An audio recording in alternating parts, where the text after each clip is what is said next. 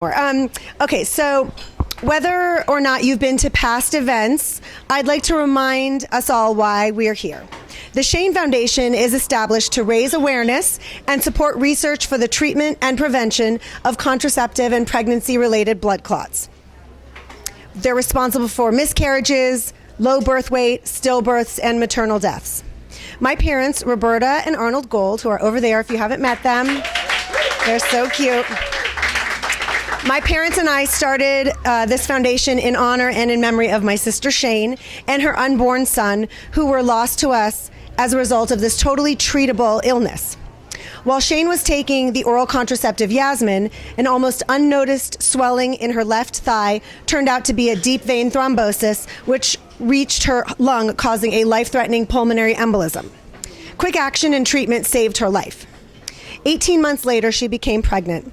At about 16 weeks, when normal coagulopathy, that's blood clotting, increases for all women, Shane began having unrelenting headaches.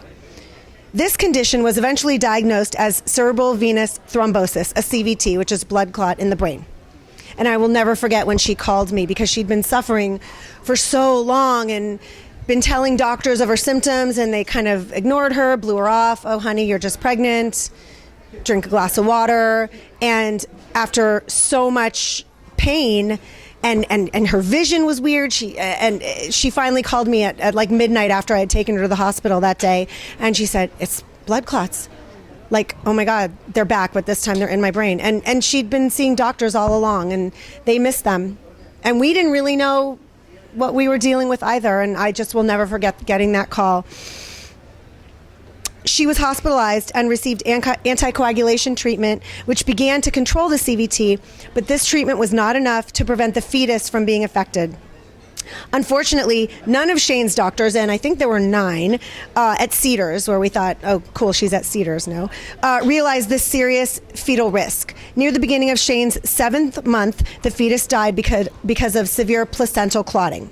A C-section surgery was performed, during which Shane's necessary blood thinning medication was discontinued for far too long, allowing the CVT to become massive and causing her death. Had Shane received a higher dose of blood thinning medication from the beginning of her pregnancy, and had doctors used fetal monitoring techniques, which were widely available, designed to detect fetal clotting issues, it's likely that both Shane and her baby would have survived.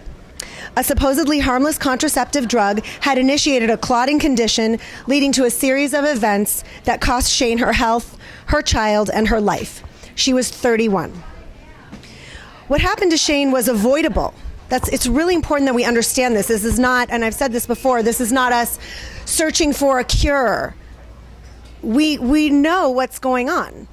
If Shane had received information about maternal fetal clotting or clotting due to contraception, if Shane had understood the dangers she was facing, if her doctors had communicated with Shane better, if her doctors had communicated with each other, Shane and her baby would probably be here. And I guess we all wouldn't. Weird. I'll speak to you later, Dave. What happened to Shane is not a freak occurrence or some medical anomaly. Blood clotting disorders are common. They can be either inherited or acquired. About 20% of people in the United States have a blood clotting disorder. So if I could do math, I would tell you how many of you that is, but it's at least a table or two. Up to 5% of pregnant women have acquired blood clotting disorder. That means that you don't know it's coming. That's one of the things we're trying to research. Who's going to develop a blood clot and why? It's called APS, and it contributes to up to 20% of pregnancy loss. So when women miscarry, you can be sure, you have a very good chance that it was a blood clot. That's why doctors say, oh, take a baby aspirin next time. That's why. They're trying to thin your blood. I'm so proud to have Megan Henry as our guest this evening. Megan is a first lieutenant in the Army Reserve, a Team USA skeleton athlete, and Olympic hopeful from Roxbury, Connecticut. Megan is a lifelong athlete and played Division I field hockey and ran track at American University in Washington, D.C. After graduation, she enlisted in the Army before being recruited to Team USA. Megan suffered from pulmonary embolisms caused by NuvaRing leading up to the 2014 Olympic Games, and she's been fighting her way back to health ever since. Megan has shared her story in hopes of promoting awareness and to save lives of so many others who face similar medical issues. Her story has been featured in Vanity Fair, on Anderson Cooper 360, ABC, CNN, Fox, and other local news outlets. We are fortunate to hear her story. Megan?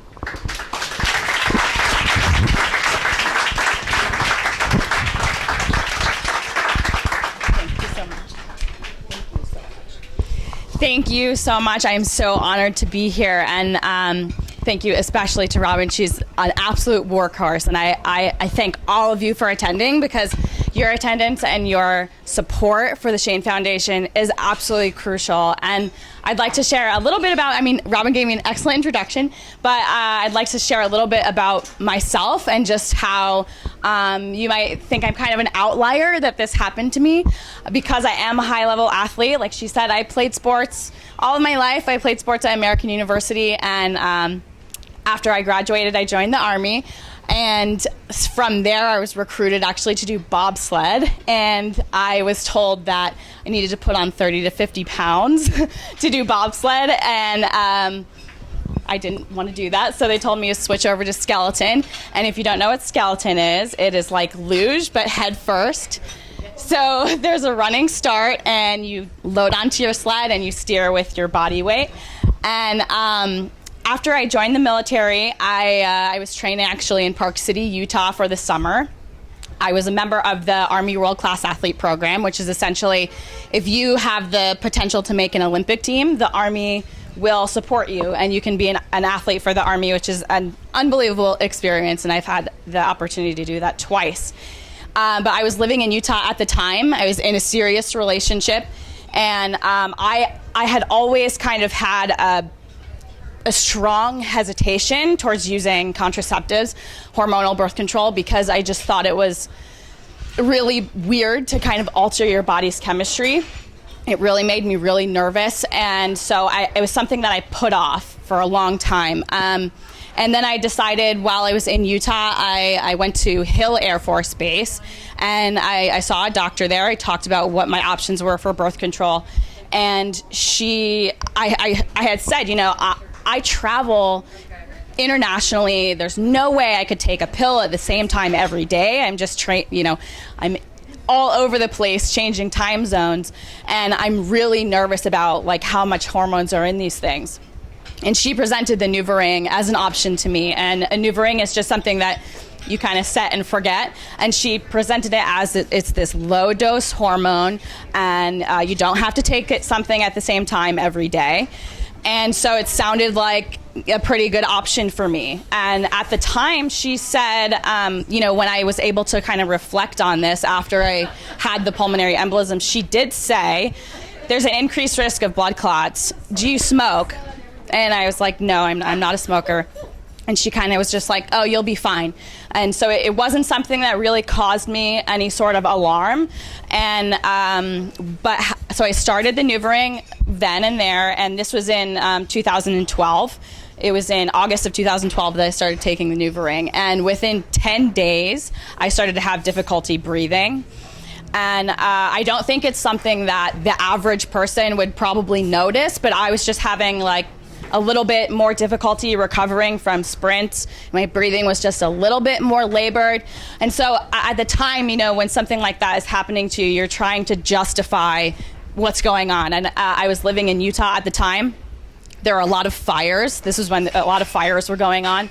And so I was like, maybe I'm just having some sort of a reaction where I'm having a little bit more difficulty breathing. And, you think my teammate was sick, maybe I'm getting sick, and trying to justify all of these things. And we do an annual combine every year, which is kind of, if you think of an NFL combine, you're evaluating, maximum sprints, maximum lifts, all high level stuff that you're being evaluated on.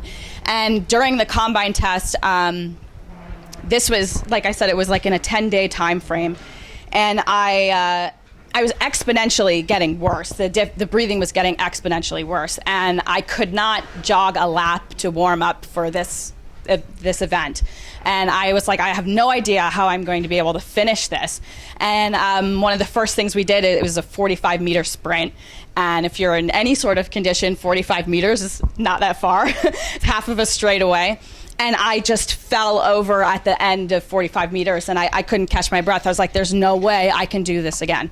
And when I was there, everybody's looking at me, and they're like, this girl's supposed to be an athlete. Like, what's wrong with her? And I started to be, like, embarrassed because I'm like, I don't know. I have no idea what's wrong with me. I somehow actually finished the combine, had one of the highest scores, which I'm super impressed, because if you asked me to redo that day under those same conditions, there's absolutely no way that I could do it.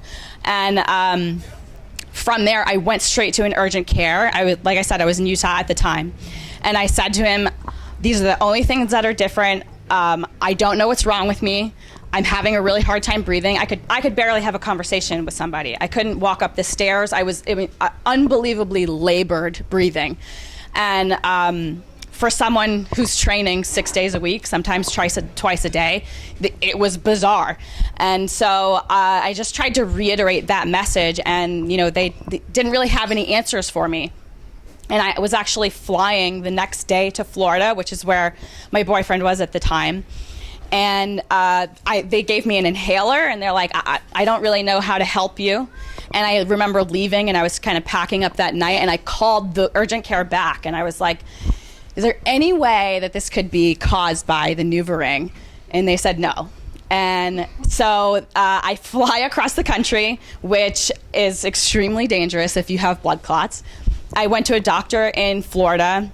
I said the same thing. I'm like, could have been the fires. It could have been this. They gave me just an antibiotic. They thought I might have had an infection. And then I flew again from Florida back to Connecticut, where I'm from. I'm kind of like making my way back up to go to Lake Placid before my season started. And in that whole time, I saw a total of 5 doctors. And when I was still in Florida, I said to my mom, I'm like, you have to schedule a pulmonologist appointment for me, because I have to get in and see somebody. I don't know what's wrong with me. And that took some time because the guy was just overloaded. So I went to an urgent care. I saw my primary care doctor, and I said the same thing over and over again.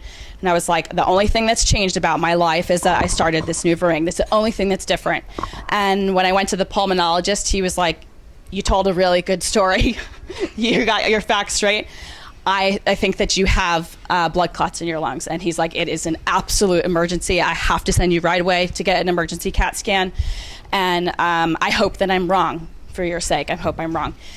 And so I end up going, and I remember sitting very vividly. I'm sitting, they did a CAT scan, and they also did ultrasound of my legs to see if I had a DVT, much like Shane. And I'm sitting there, and they hand me the telephone, and the doctor's on the other line, and he was like, Megan, you have multiple bilateral pulmonary embolisms in both lungs, and you have one in the main branch of your pulmonary artery, which is, this could possibly kill you, so we have to send you by ambulance to get you on blood thinners right away. And I was bedridden in the hospital for a week. And when I left, they told me I could walk for 10 minutes a day, and that was difficult. And it really flipped my world upside down, because it was just a complete alternate lifestyle. And much like Robin said, this was something that was really preventable. And the other thing that is a little bit unique, like she said, most people don't find out that they have a clotting disorder until something like this happens. And so I was tested, after I was put on blood thinners, I was tested for blood clotting disorders. And then when I was finally cleared, it took me about 8 months or so until I was able to come off of blood thinners. And they tested me again just to make sure that, the blood thinners didn't throw off the results. I had no blood clotting disorders. None. I have no blood clotting disorders whatsoever. I'm an extremely healthy person, luckily. And it just goes to show you that this can happen to anybody, and how scary that is. And for me, I'm literally like a 1 in a million chance that I am standing here in front of you. And after I got out of the hospital, my mother's like, people are going to want to know what happened to you. What do you want to tell them? Because, birth control can kind of be taboo depending on who you're talking to. Luckily now, I mean, this happened in 2012 for me. Now it's a little bit more accepted that you can talk about stuff like that. But I was like, we have to tell people what happened to me because they don't know. And the doctors didn't know. And that was why it was so scary for me, because I basically provided the information on a silver platter. Like, I started taking this birth control. I'm having a hard time breathing. These are symptoms. This is well known that this is a risk.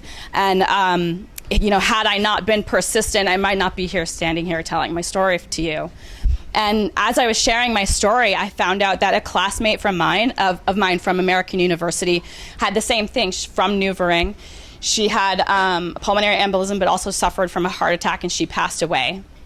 And I had seen that she had passed away, but I thought maybe that she had some sort of chronic illness that I didn't know about in school, because it had been several years since we graduated. And that's how I kind of got involved with a bunch of other women who were survivors. I connected with her family, and we shared our story in Vanity Fair, which was then picked up by Anderson Cooper 360, and that's kind of how Robin found me. She saw it, and that's kind of been a mission of mine, to share that information. And one of the other really sad pieces of that story, my classmate's name was Erica Langhart. Her mother ended up being a martyr, essentially, because she thought it would help bring more awareness to what happened to her daughter, but also to hope, bring awareness and save other people's lives, and which was like tremendously sad. But she made this big sacrifice and hoping to bring more awareness. And so I can't stress enough how important it is that you guys are here. And the other thing for me is that, like I said, I have no blood clotting disorders. However, I will be a high-risk pregnancy, and that is so terrifying for me, especially. And I didn't hear Shane's story until Robin had reached out to me.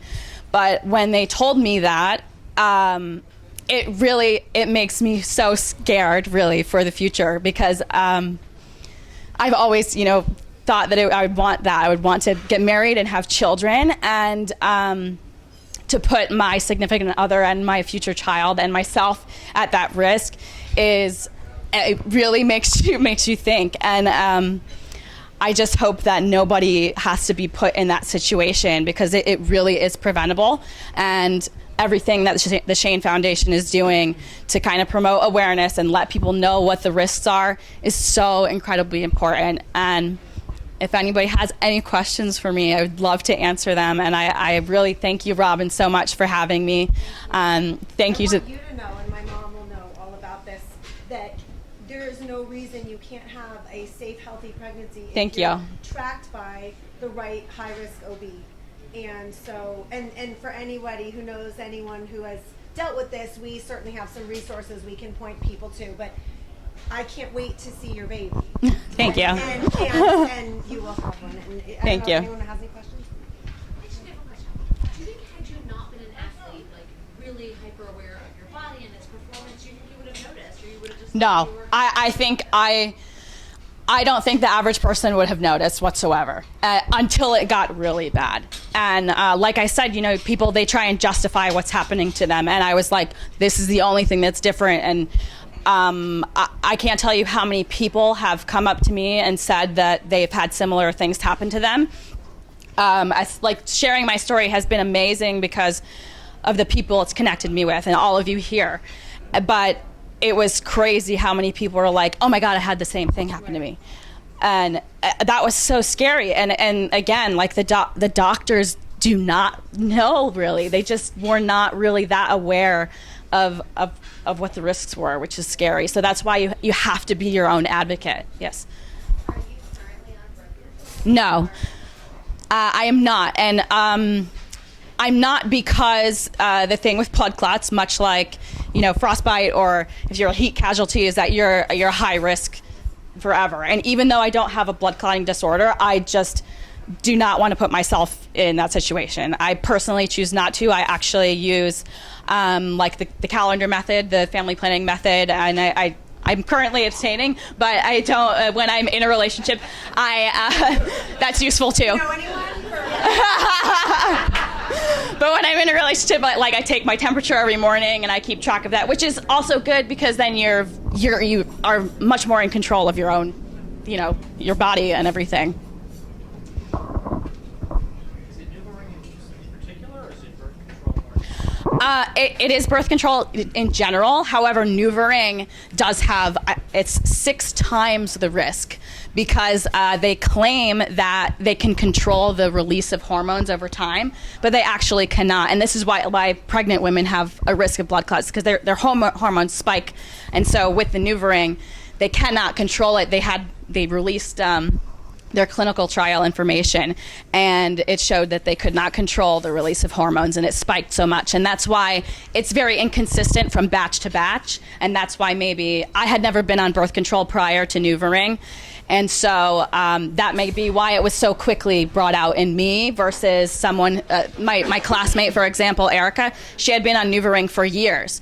And so that's also scary because people have said to me, well, I've been on NuvaRing, I've been on it for 4 years, but it varies from batch to batch. But you think that for NuvaRing there would be some sort of, maybe it exists or maybe they don't want to do it, some sort of testing? I want to answer that. I want to answer that. I'm going to let my mom take over. But David, to answer your question, NuvaRing, Yaz, and Yasmin are well known, well documented to carry an increased risk of blood clots. In fact, Bayer, who manufactures Yaz and Yasmin, has paid out a $2.5 billion settlement with a long list of plaintiffs. Shane was among them. Unfortunately, she was not able to claim her part of the settlement, but all that they had to do, the only imposition aside from the payout, was that they had to make a small change to their insert. Who looks at their medical insert information with their medicine? It's 50 million pages long. Nobody reads it. And so that's it. It's a slap on the wrist. And $2.5 billion is really just the cost of doing business. And they just up their marketing spend in other less litigious countries. So we can talk more about this. Megan, I cannot thank you enough. You're a tremendous. It is such a gift and an honor that you're here to share your story. Watch your step here. Thank you. I'm going to let my mom is going to come and update us a little bit on some of our projects. Not only are we funding awareness programs, but also research into, like we said, who gets these blood clots and why. So a little bit of a recap of what we've done, and what we can look forward to. And come on, Mommy, come on. We'll wrap it up kind of quickly because this went on long. Okay, here's my mom. Amazing Roberta Gold.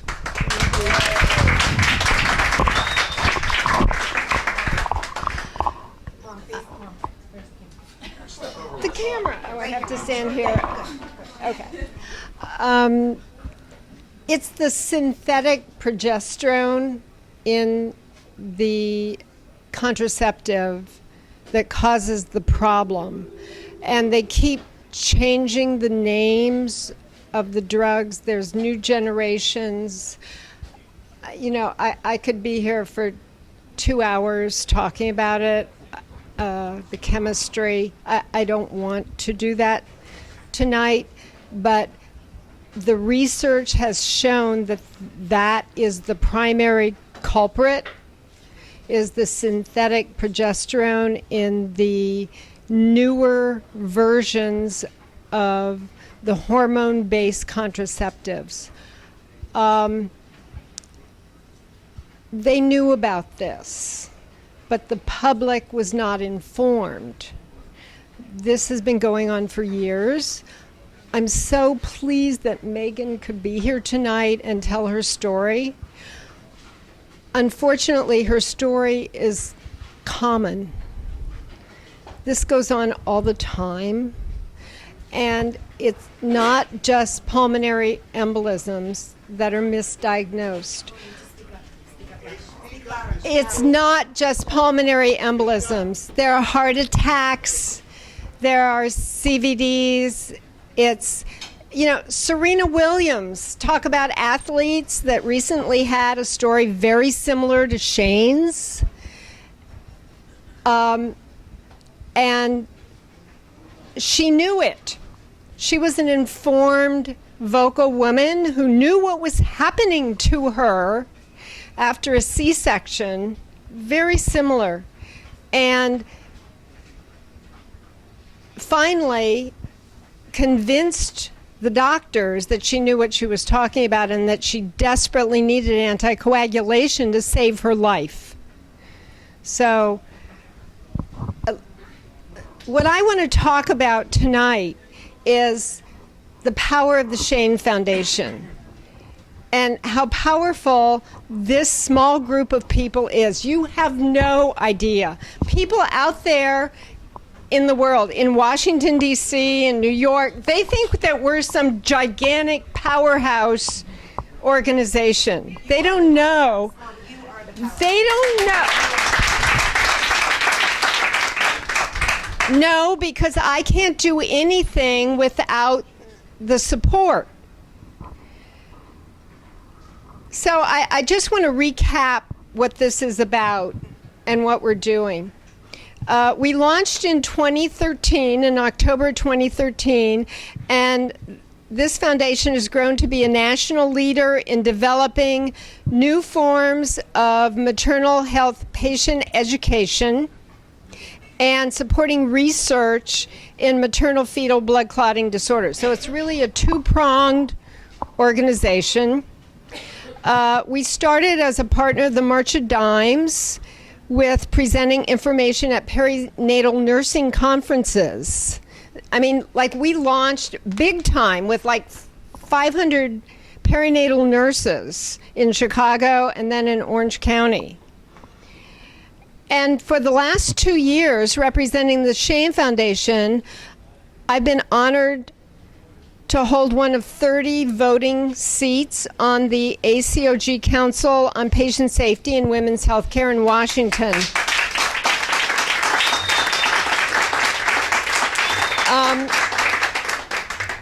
This organization represents all the major professional societies involved in women's health care, particularly maternal health, including over 85,000 OBGYN doctors and perinatal nurses. That's just the beginning of what this group in Washington is.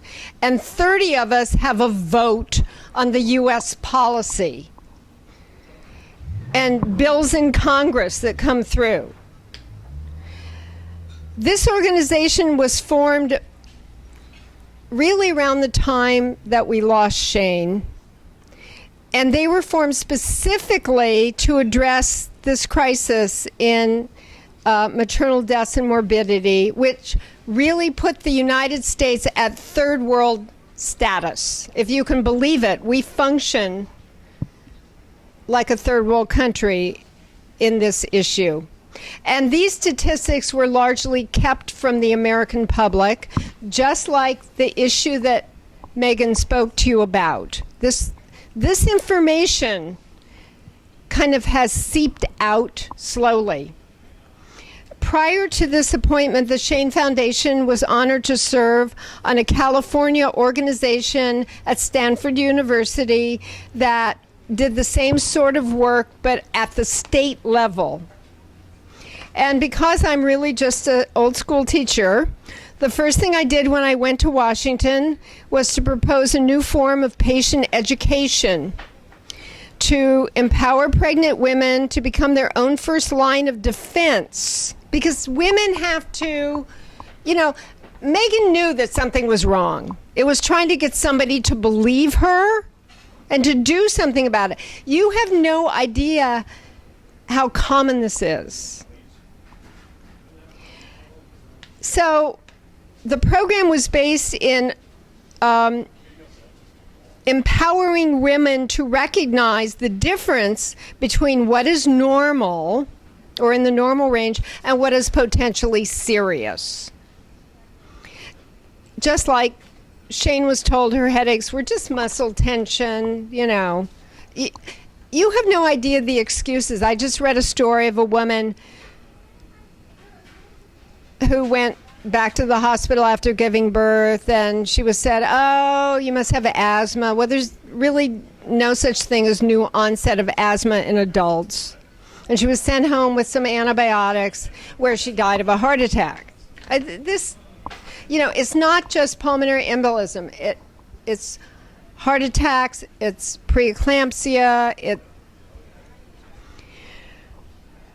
So I proposed an online program based on visual symptom images that were racially, culturally, educationally, and socially, economically neutral, because I wanted all women, no matter what their status, to have equal access and equal protection. I'm the only member of the council with zero medical background, so I thought they'd kind of laugh and pat me on the head. But instead, they formed a committee and appointed me as co-chair. And then this past November, they called me back to Washington. I had no idea what was going on, but here was this meeting of people from all over the country. And to cut this short, this program now has the full weight of the ACOG behind it. And this is a very big deal for the Shane Foundation, because these same symptoms and the blood are the same, that Megan talked about. It's not just one thing in one area.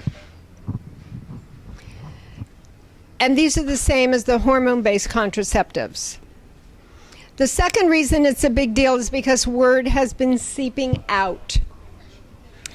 And recently, Northwestern University Feinberg School of Medicine wants to adapt the program for use in their 10 hospitals to facilitate treatment for their high-risk pregnancy patients. So this is our new fundraising goal for 2019, is to fund that project. I have another one pending at UC Irvine that's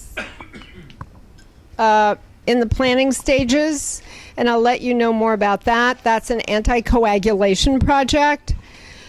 Our first research project, which was 2 years ago with Hadassah Medical Organization in Jerusalem, just concluded a couple weeks ago. And this project was about thrombophilia risk factors in pregnancy contributing to preeclampsia. Do you know what that is? That's super high blood pressure that occurs. This is very common. And they believe that underneath the preeclampsia, in many cases, is thrombophilia, is blood clotting at the cellular level. And that's what they were researching. So this project is just finished. And so they just sent us a letter to you, our loyal donors who made this project possible. And I just want to read like one sentence from the letter that they sent us, this long, wonderful letter. It says, your support played an integral role in advancing this research, and we are sure you will share our pride. Our ultimate goal is that by combining the efforts of several laboratories, we will be able to bring forth a much-needed clinical solution from the bench, meaning the lab, to the bedside. And we sincerely thank you for partnering with us. So this is now international. I mean, these are people in Israel who were working in the labs on this project that the Shane Foundation created. And, they don't know that it's just us. It's just, they don't know. They think we're some big deal somewhere, but we're not. We're just us. So that's it. They don't know my mom is like 100-pound woman.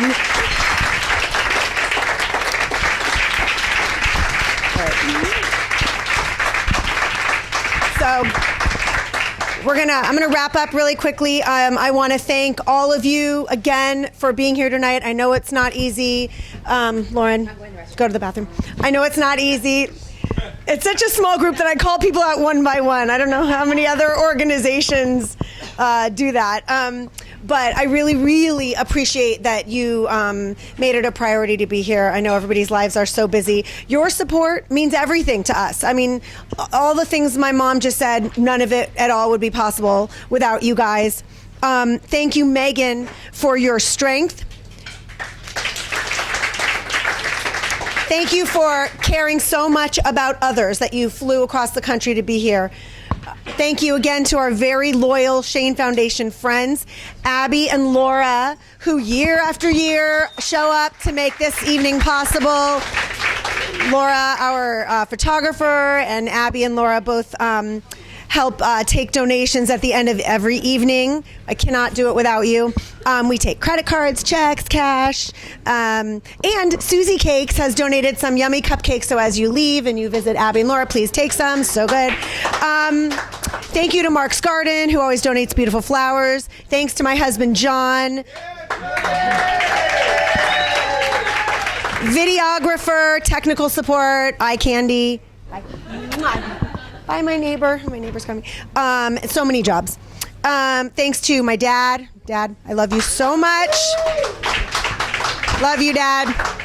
You're the best. Thank you to my mom, who does everything with smarts, beauty, and sincerity. She's my role model. Last, I always conclude with a thank you to my sister, Shane. Thank you for being my sister. I wish you were here. I hope you're proud of us. And I love you, and thank you guys.